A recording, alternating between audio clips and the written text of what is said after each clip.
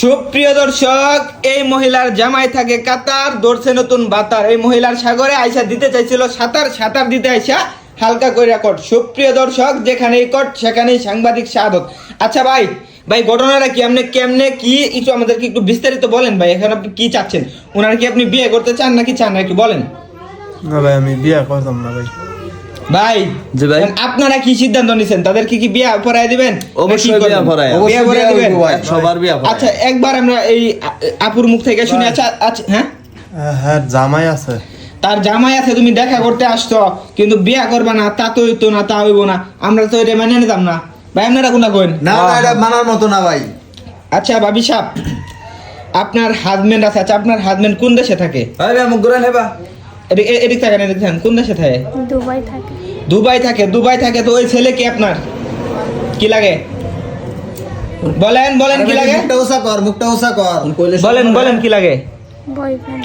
Boyfriend লাগে। তো আপনার জামাই আছে, জামাই থাকা সত্ত্বেও আপনি বয়ফ্রেন্ডের সাথে পরকীয়া করছেন। পরকীয়া করতে এসে হালকা করে কট।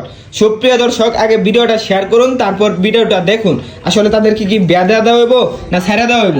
আরে ভাই ছাইরা দেওয়ার তো কোনো প্রশ্নই আয় না। না বিয়াই পড়াইতে হইব ভাই। গোপনে মধু খাওয়ারছে, প্রকাশ্যে মধু খাওয়ার ব্যবস্থা করে দেব আমরা। হ্যাঁ, এটাই ভালো হইব।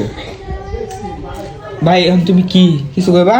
ভাই আমি লিয়া ভরি ভাই, বিয়ার দিন আমি এনে কিছু টিয়া পয়সা না। এই শালা, এই তোর টিয়ার পাগল নাকি আমরা? তুমি লেখাপড়া করো। কয় বছর ধরে এই বেটির লয় সম্পর্ক? যে 3-4 মাস।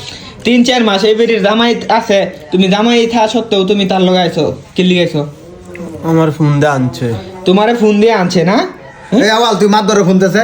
ভাই চেয়ারম্যান সাহেব এবং মেম্বার সাহেবকে ফোন দেন। ফোন দেওয়ার পর ভাই মেম্বার সাহেবরে ফোন দিছি, মেম্বার সাহেব কইছে যে 10টা মিনিট ওয়েট কর, আমরা আইতাছি।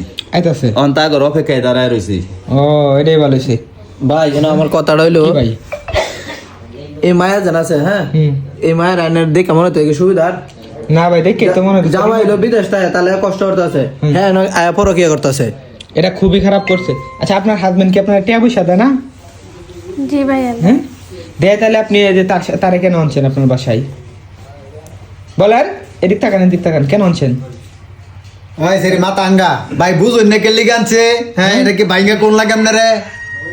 আচ্ছা যাই হোক, আমরা তাদের বিয়ার এই ব্যবস্থা করতেছি। হ্যাঁ। সুপ্রিয় দর্শক, খুব শীঘ্রই এই যে তাদের কিন্তু বিয়া হইব।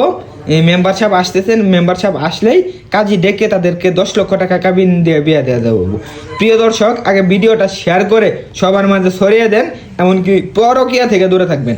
এমন ভাবে জানে শেয়ার করে যাতে প্রত্যেকটা মা বাপে দেখে যে তাগর যে বেটা নেই, এমনকি এই যে তাগর মতো বাসাল পোলাপান যেটি আছে তারা কি করতেছে না করতেছে সব যাতে দেখবার পারে। সবাই যাতে সচেতন হতে পারে। সবাই ভালো থাকবেন, সুস্থ থাকবেন। আসসালামু আলাইকুম।